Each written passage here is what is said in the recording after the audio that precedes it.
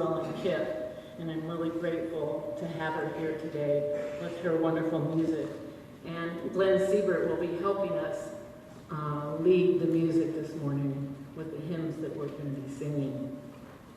Also this evening, later on at 6:30 p.m., CUPS, the Covenant of Unitarian Universalist Pagans, will be having a maypole dance and a Beltane May Day ritual this evening. This morning, now I want to talk about. This morning we are breaking away from our usual Sunday service order of worship. Today we join a much larger and growing group of Unitarian Universalist congregations who are shifting their regularly scheduled Sunday morning worship this week and next week to participate in a teach-in on racism and white supremacy. We're participating in this with thousands of Unitarian Universalists around the country. This is a large-scale and historic action. Reverend Allison and Reverend Suzanne Fast have been participating in this teach-in all week. They've been going very deep with it with some of us, and we have much to share and hopefully catalyze within our own Fort Myers UU community.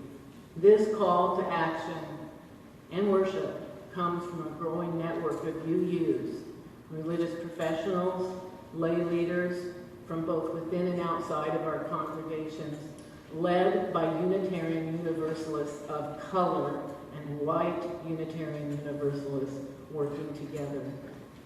And this morning, many of you attended the Humanist Forum with Reverend Suzanne. Thank you, Suzanne. That was a great presentation and difficult.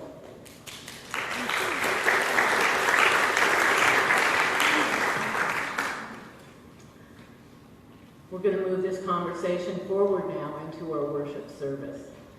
And this is not easy work, but in my opinion, it's a necessary next step towards real justice and democracy.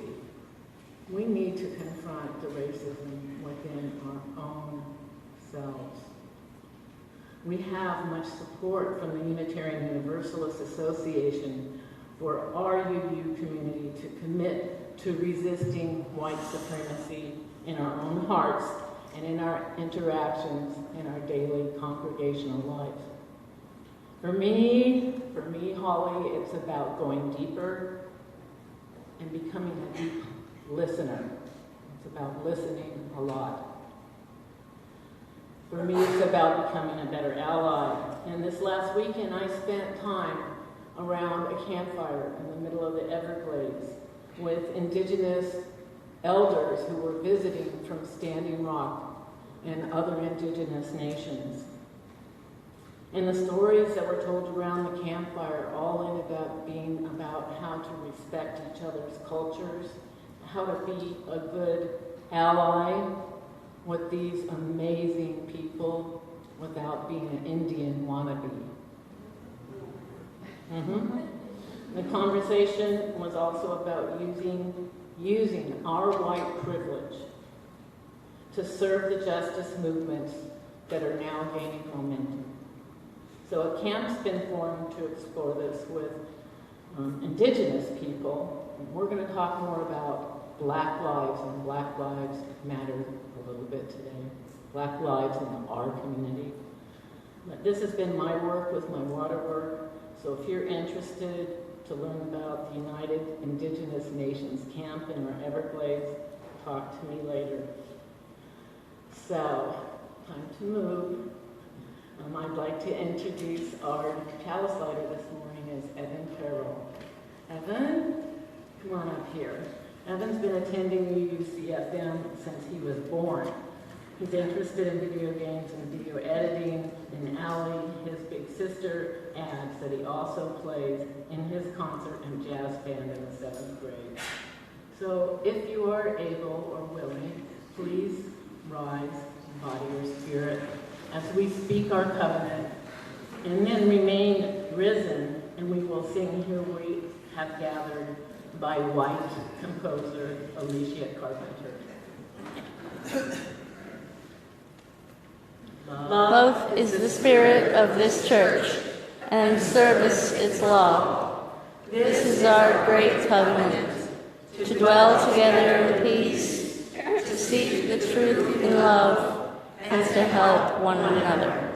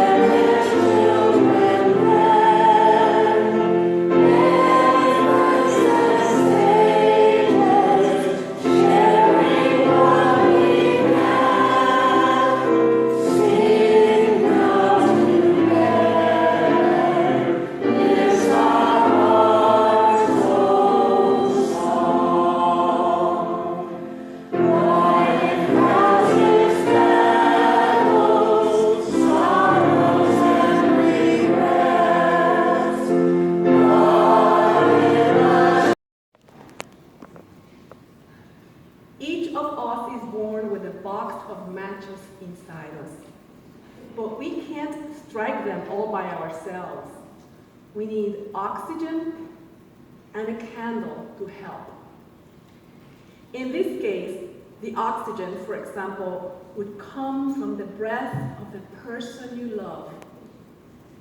The candle would be any kind of food, music, caress, word, or sound that engenders the explosion that lights one of the matches.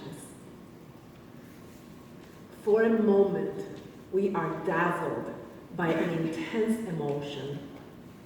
A pleasant warmth grows within us, fading slowly as time goes by, until a new explosion comes along to revive it. Each person has to discover what will set off those explosions in order to live, since the combustion that occurs when one of them is ignited is what nourishes the soul.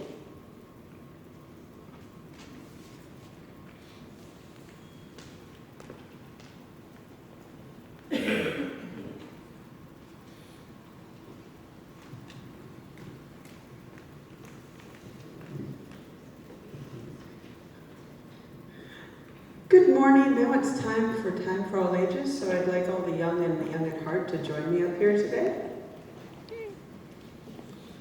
My name is Stephanie Hoffman, if I haven't met you before. Jen Blosser is also taking this week off.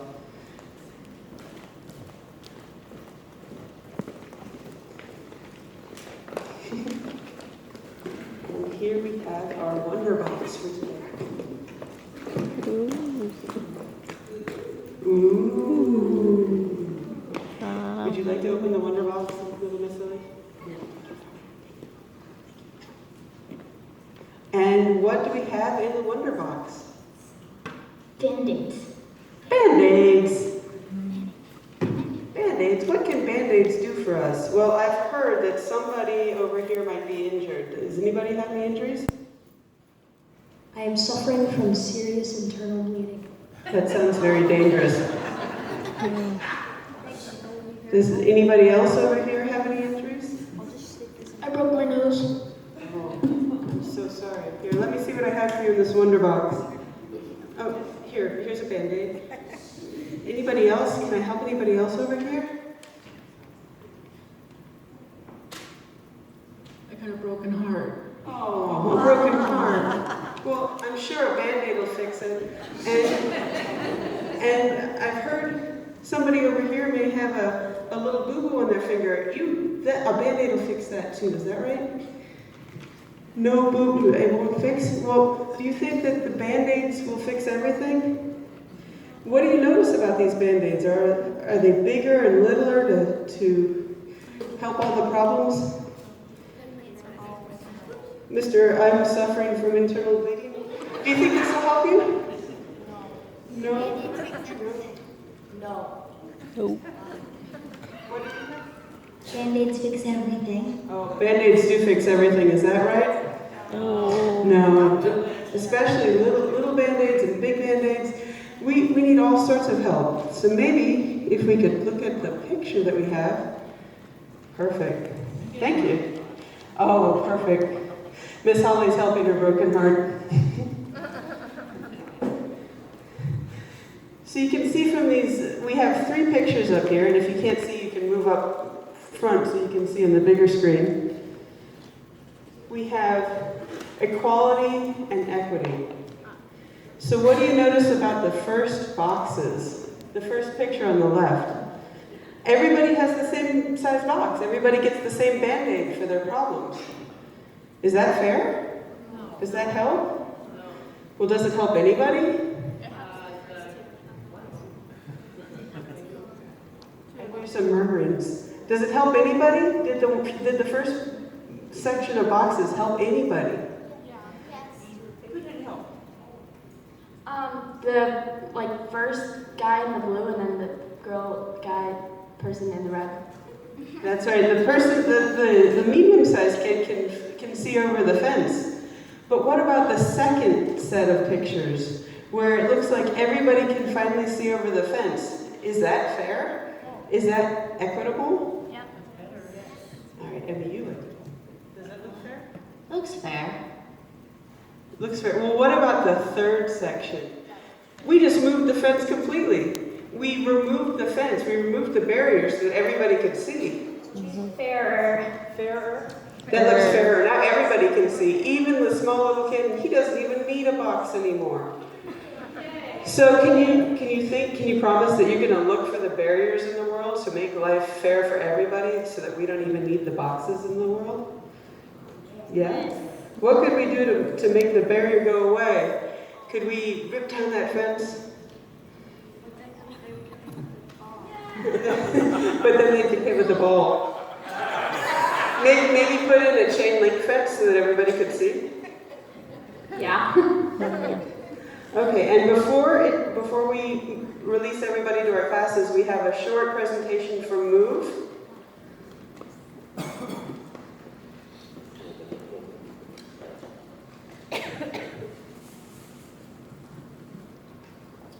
Move is a social justice and action group for youth, born right here at UUCFM. Its extended name, Making Our Voices Effective, is exactly what we intend to do. Taking our social justice issues are relevant to youth. We will do our part to love, grow, and serve in the greater community. We aim to work with local organizations to become educated on social justice issues so we will have the tools to create service in initiatives and actions that really bring about change. Empowered by the support from our church community, we grow into leadership and bring the 7 principles out into the world beyond our church doors. So, you may have seen us walking around with our clipboards in hand and asking you to sign a petition. If we haven't talked to you personally yet, let us tell you about the 8th Principle Project. Due to the fast approaching time of the General Assembly, there will not be time to get the proposed eighth principle on the agenda. However, congregations are encouraged to adopt the proposed eighth principle, which states, "We, the member congregations of the Unitarian Universalist Association, covenant to affirm and promote, journeying towards spiritual holiness by working to build a diverse, multicultural, beloved community, by our actions that accountably dismantle racism and other oppressions in ourselves and our institutions." We are petitioning to add this eighth principle here at UUCFN. Some may think that the other principles cover this, but in a time where we see blatant racism in our society and have even been made aware of white supremacy in our own systems, isn't it time to make a specific promise to ourselves to challenge racism within our own structure? I urge you to sign on this promise to live into and do this work. This is one of those ways that we can make our love real. We'll see you in Hoover Hall. I'll be the one with the clipboard.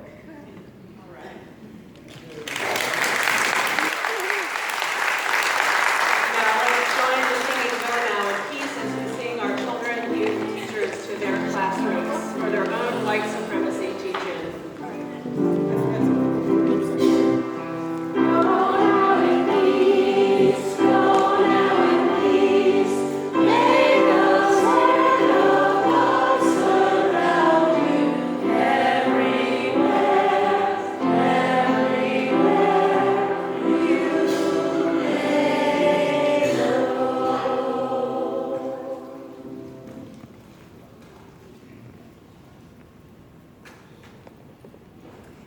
Now is the time in our service when we bring into the circle of love and hope the joys and the sorrows and milestones in this community. We've been asked as a congregation and as a membership to hold in our hearts Margaret Sexton, Joseph, Beth and Joe Sexton's mother, Joe's mother, who is having heart trouble and is at Naples Community Hospital and will soon be entering into hospice care. This is why I know that they would be here joining us today for our white supremacy teach-in, and he wanted us to hold his mother in our hearts and prayers. And special prayers also to their children, Ian and Elise, who are probably needing our love and support as well. Will you join me in this spirit of prayer or reflection?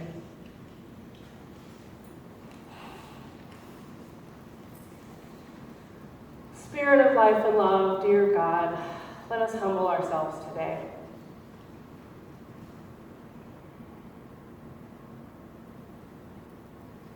Before the work that calls to us, as we try to be good people in this world, to take a moment in this precious hour to carve out time to feel the presence of love moving in and through us, and to submit ourselves humbly to the work that the Spirit of love calls us to do. May we understand that each individual in this room may be called to do this work differently, and that yet we as a collective have the power as an organization to organize ourselves and to teach ourselves and to disrupt white supremacy within these walls and outside of this community. Oh, Spirit of love and joy, even as this time together may result in discomfort, let it be a holy unrest, an unrest which leads us and transforms us and brings us to new growth, to new life, as a congregation and as a liberal religious presence in this community. And whatever discomfort may come across our consciousness and in our hearts and minds, that this fierce unrest leads us into a place of celebration and joy, lifting up the veil and breaking away the illusions that we are separate from one another. Instead, as a web of interconnected souls and lives, we find ourselves showing up for one another in ways we did not know were needed or possible. And so may we move with the spirit of joy, humility, and curiosity into a new way together. Blessed be. Amen. Whether you're here for the first time or the 1,000th, I invite you to come forward or to the sides to offer a stone of intention. It could be a way of honoring a joy, a sorrow, or a milestone in your life. Or it could be a way of honoring a certain unrest in you, as a way of naming a new intention to live into in the coming days, weeks, or years ahead. Whatever it is my wish that as you offer that, it brings you peace and also a blessed dose of discomfort. Mm-hmm.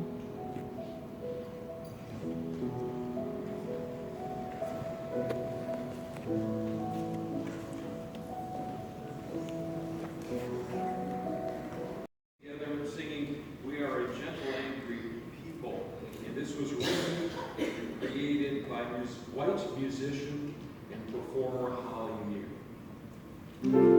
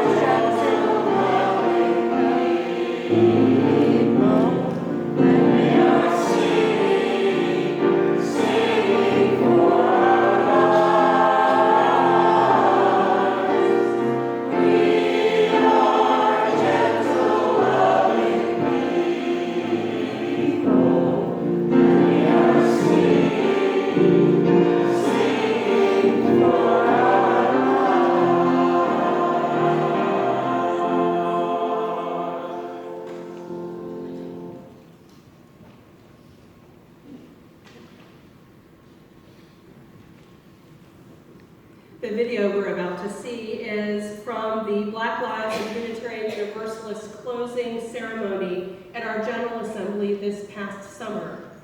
It's entitled A Lesson in Contradictions, and it explores the journey of Black lives of Unitarian Universalists and one woman's reality of being a Black Unitarian Universalist in Unitarian Universalist faith tradition. Some of Leslie Mack's homily is contextual around the events of the General Assembly. And so I encourage you to watch the entire closing ceremony, which is easily found online. Ms. Mack's powerful testimony is just one of many.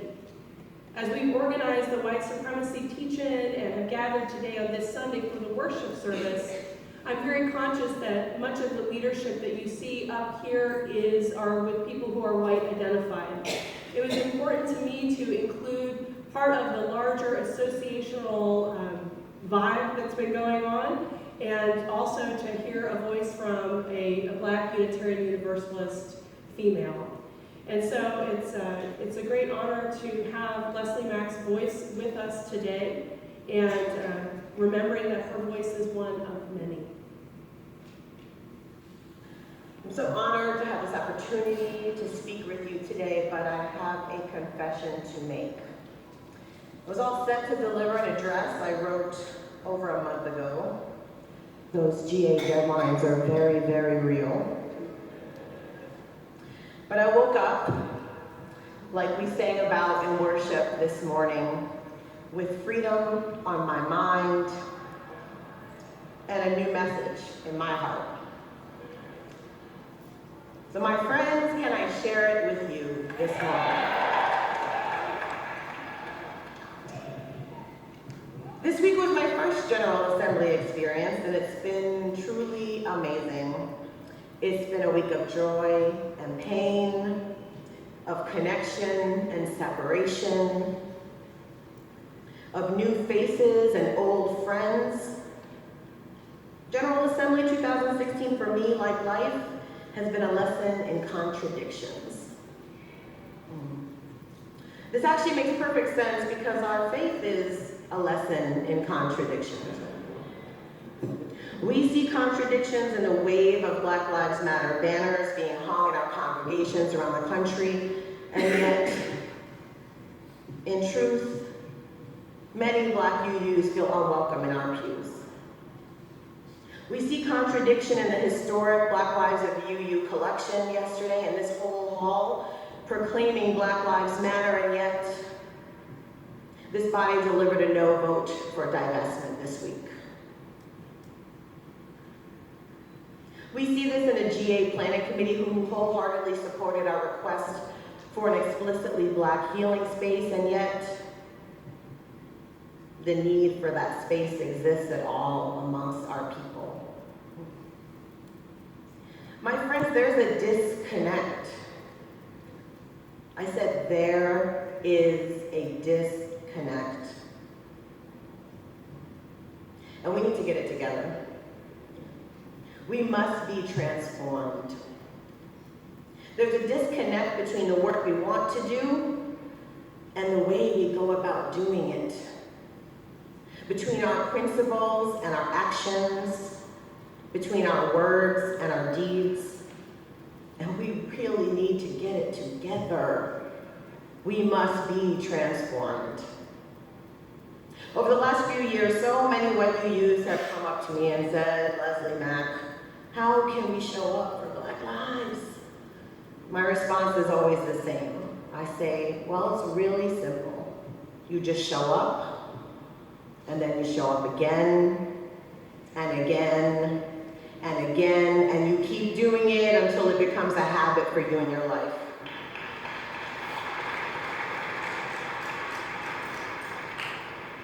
Until the effects of your words and actions on communities of color become something you think about before you say and do them and not after. Until including Black voices in your search for truth become as comfortable as the white voices that you're used to. Until the spiritual lives of Black people in your communities are considered in every single decision you make as a congregation.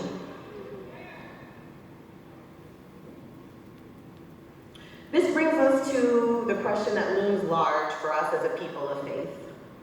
In the face of a global movement demanding action towards Black liberation, how can we be transformed? How can our faith be transformed? This work towards collective liberation is more than just about outcomes. How we do this work is also how we create the world that we want to see. The second principle of Black Lives says love and self-love is practiced in every element of everything that we do. Love must be the driver of our work and an indicator of its successes. Without this principle and without healing, we will harm each other and undermine the movement we are building together. So we can no longer cause emotional harm to people of color as we did at last year's Black Lives Matter AIW in the Assembly Hall, and then return to General Assembly 12 months later to claim that action as victory. We can no longer do things the way they've always been done and then ask why change is taking so long.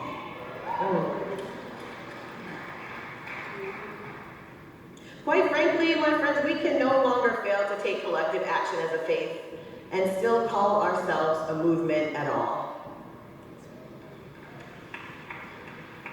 If we as a faith are truly committed to transformation, then I say to you, change must come to Unitarian Universalism.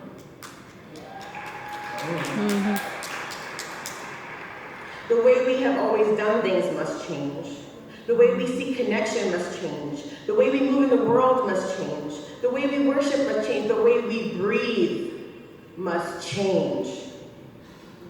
So I ask you today, if you are personally committed to Black liberation, do you consistently live that out?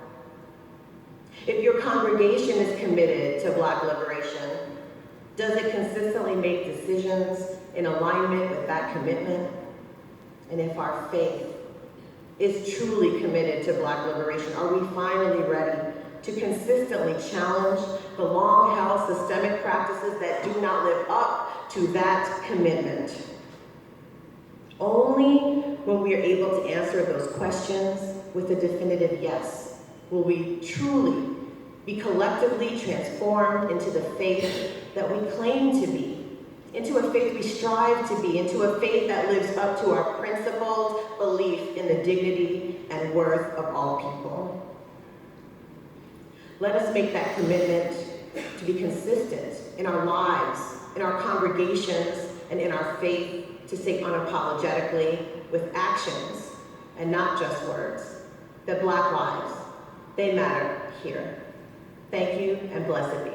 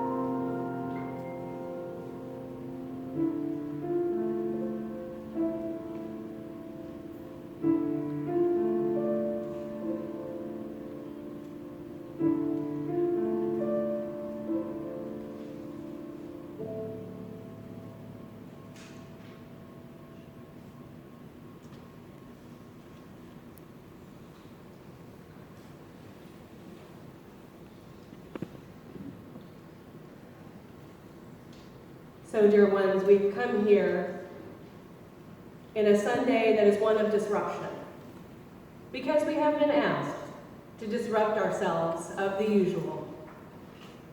Did we sing hymns? Yes. Did we have our stones of intention? Yes. Did we have some of the usual elements? Yes. And yet the time that we come together today, we have been invited by this larger movement from the Black Lives of Unitarian Universalists to disrupt white supremacy and hold a white supremacy teach-in. Can you say the words white supremacy? White supremacy. I have said that white supremacy so many times in the past 2 weeks, and it was a powerful testament to me how sometimes I wanted to refer to this time that we had chosen as a teach-in. I didn't want to talk about white supremacy. There's something about it, the invisibility of white supremacy, that is worth talking about and lifting up. So we have been asked in this time, I think, just for the moment, to highlight two main points. To come up for air and to look at the water in which all of us are swimming. And to get used to being uncomfortable. And to be curious and humble and in it for the long haul. So I'd like to talk a little bit about discomfort. I had the experience of participating in a webinar this week that was sponsored by Black Lives of Unitarian Universalists and involved religious professionals of color in Unitarian Universalism. And one woman, Christina Rivera, said that we needed to get comfortable with being uncomfortable. That if we're doing the work and we're feeling really comfy, we're not doing it right. It's inherently uncomfortable because the white supremacist system is inside and built into the structures of today. So it is against the grain to talk about white supremacy. It's human nature to fall into the water you swim in. I don't know if you've ever seen the comic of there are fish swimming and one asks the other, do you think the water feels cold today? And then the fish says, what water? So naming white supremacy is important. To get comfortable with being uncomfortable. And the use of the word white supremacy is intentional. As Black Lives of Unitarian Universalists write on their website, white supremacy is a provocative phrase. It conjures up images of hoods and mobs. Yet in 2017, actual white supremacists are not required in order to uphold white supremacist culture. Building a faith full of people who understand that key distinction is essential as we work towards a more just society in difficult political times, end quote.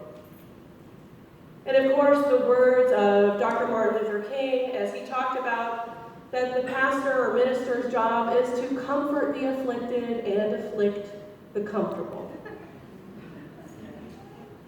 I wonder how many times he was uncomfortable in his life.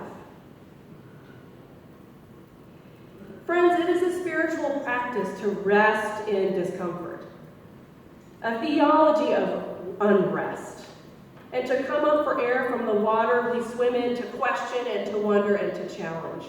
And frankly, it's a part of Unitarian Universalist theology and the best of what we can claim for the future moving forward.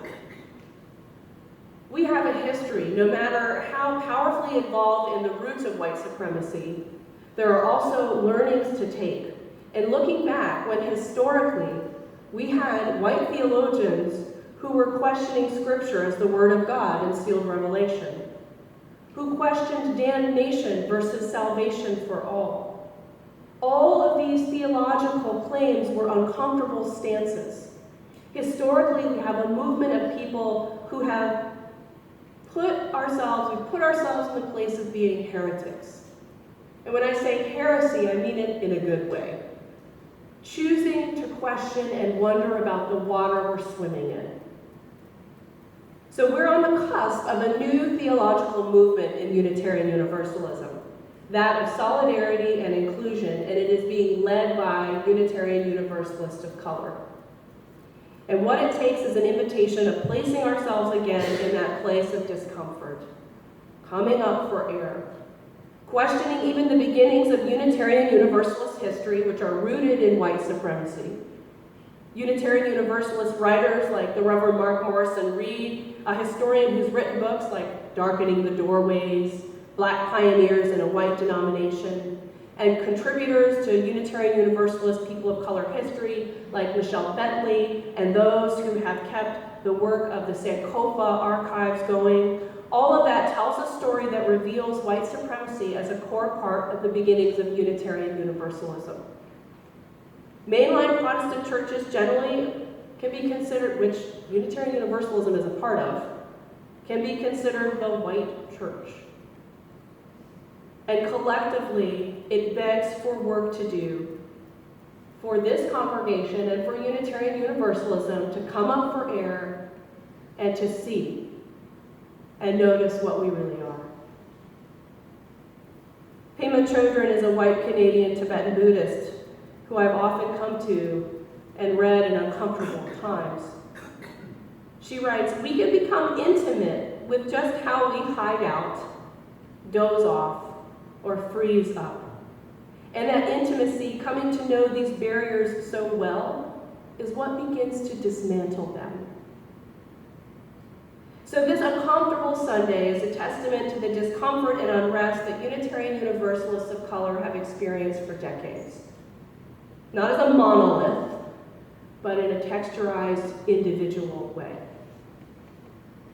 When some Unitarian Universalist religious professionals of color spoke out in March about white supremacist hiring practices in the Unitarian Universalist Association, which is like our large denominational structure, this was certainly nothing comfortable for them to do. They put their livelihoods on the line, and it is courageous and bold. So I say that the least thing that we can do today is to join in a movement of solidarity with over 633 congregations participating today, and some will participate next Sunday, and making a space to witness this powerful discomfort that has been in the works for decades. One individual, Joseph Santos Lyons, who worked in the Unitarian Universalist Association for years, writes this: "I give thanks to those who have lifted up their story and given voice to the disparities and inequities driven by institutional and cultural racism and oppression, in particular women of color. James Baldwin once said, 'White people are stuck in a history they don't understand.' It's been pretty amazing to see how deeply and widely felt this moment is, and for a lifelong Unitarian Universalist like me, it's an opportunity to minister and organize for a more authentic and meaningful faith community." So, about white supremacy, it's not something that's about personally attacking white people. It's about, as the educator John A. Powell talks about, it's about the privileges of a racist system. He says this: "The thing that's really slick about whiteness, if you will, is that most of the benefits can be obtained without ever doing anything personally. There are a whole set of assumptions that flow from being white, just like there are a whole set of benefits that flow from being male. Like, being a man doesn't mean that you have to have antipathy towards women, but if society is patriarchal, which a lot of people say it is, it means that the way resources are distributed in society benefits men. In that sense, men are not innocent, even though they may not personally have antipathy towards women. In the same way, in that sense, whites are not innocent. They're given the spoils of a racist system, even if they're not personally racist." So friends, to look at the water we're swimming in is to look at the water that's part of a white supremacist paradigm. To look at a history that speaks stories of the genocide of indigenous peoples, of Christopher Columbus, and the doctrine of discovery and manifest destiny, and colonialism and empire. to understand that we're swimming in the waters in this nation, especially of a slave labor economy, a national economy built on the backs of free and slave labor, of having to still fight to this day for minimum wage based on our economy of colonialism, of putting one group of people on top of another, that we have friends in Immokalee who have to fight for one more penny per pound for the tomatoes that buyers buy, to fight for living wages.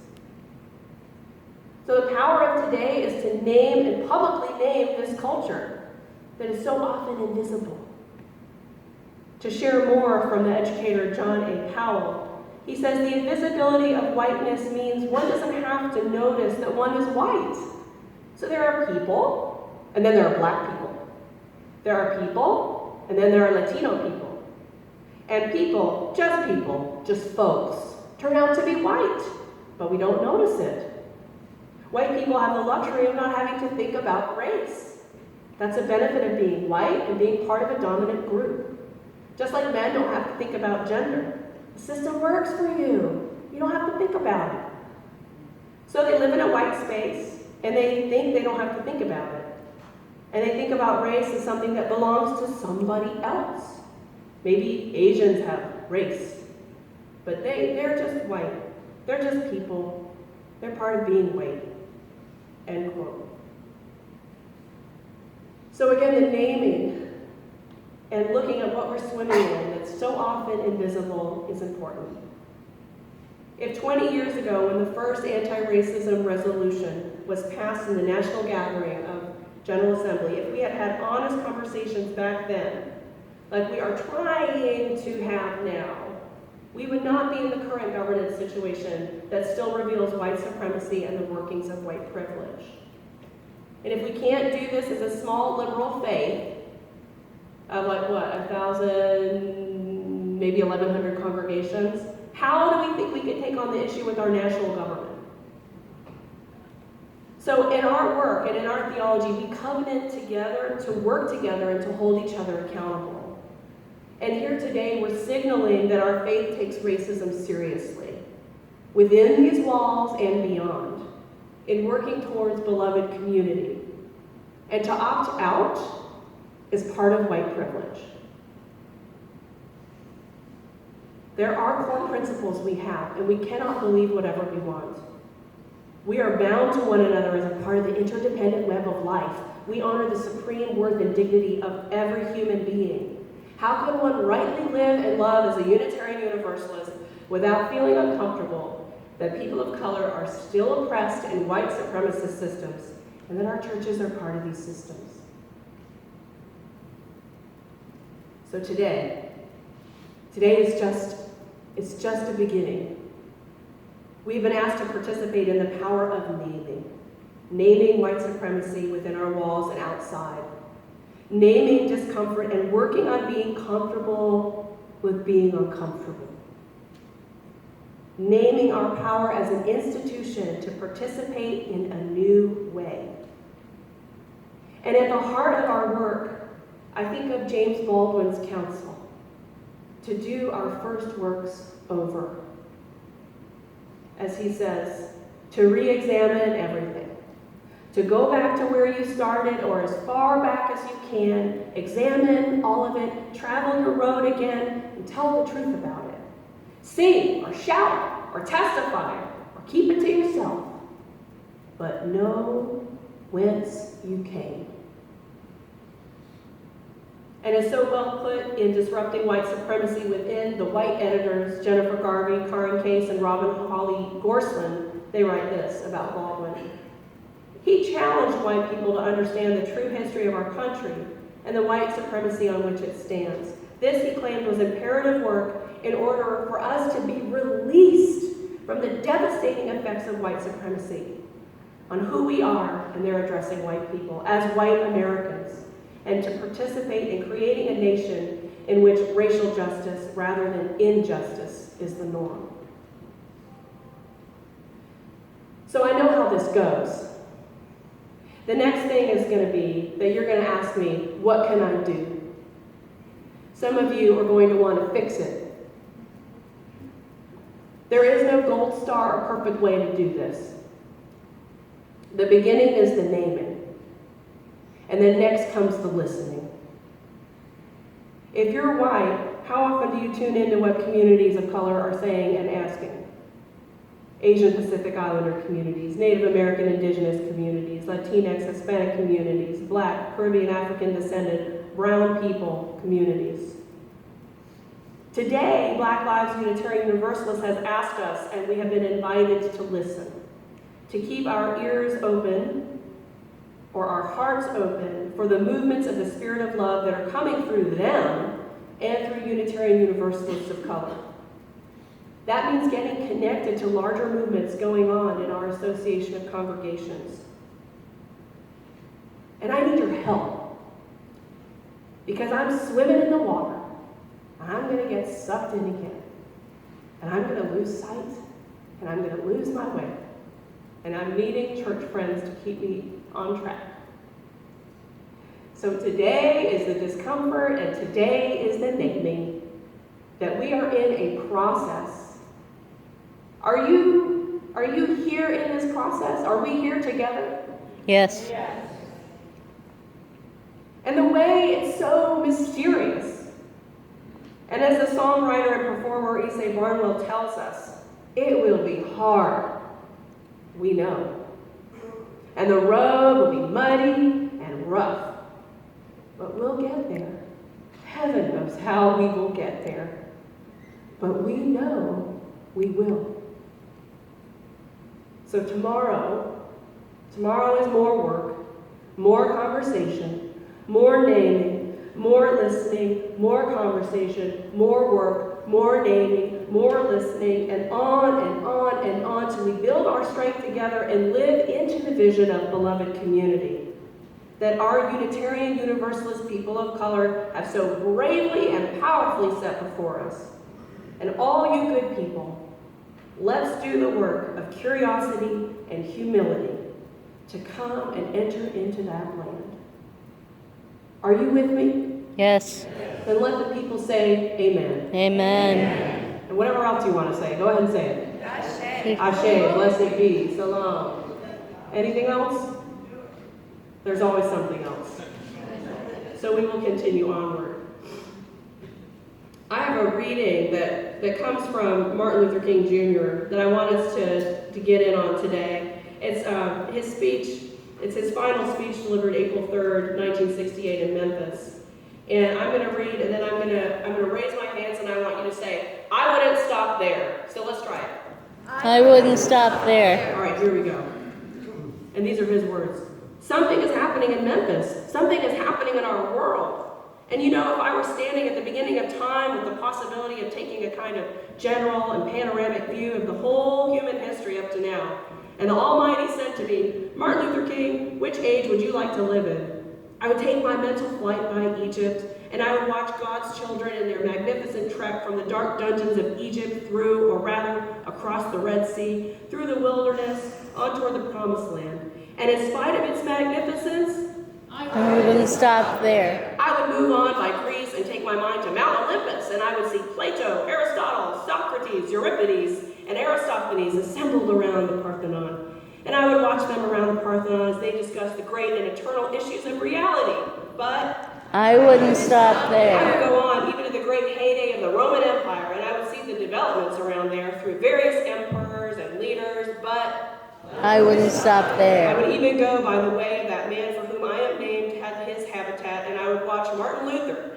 as he tacked the 95 Theses on the door at the Church of Wittenberg, but I wouldn't stop there. I would come even up to 1863 and watch a vacillating president by the name of Abraham Lincoln finally come to the conclusion that he had to sign the Emancipation Proclamation, but I wouldn't stop there. I would even come up to the early 30s and see a man grappling with the problems of bankruptcy in his nation and come with an eloquent cry that we have nothing to fear but fear itself. But I wouldn't stop there. strangely enough, I would turn to the Almighty and say, if you allow me to live just a few years in the second half of the 20th century, I will be happy. Now that's a strange statement to make because the world is all messed up and the nation is sick. And I think we have something we can all say together. But I know Somehow, that only when it is dark enough can you see the stars.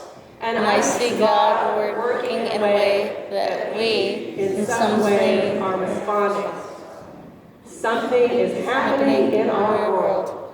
The masses of people are rising up, and wherever they are assembled today, the cry is always the same. We want to be free.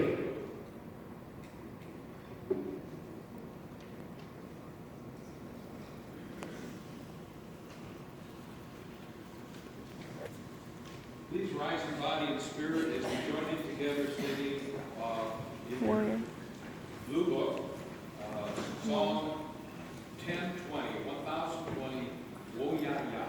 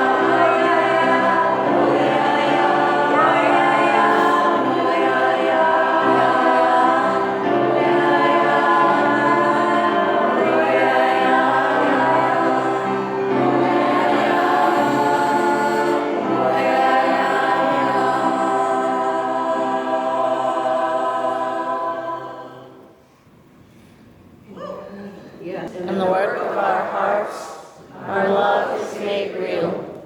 May we be grateful for all that is given and grateful for all that is shared. And now we join in singing Carry the Flame as we extinguish the chalice this Sunday.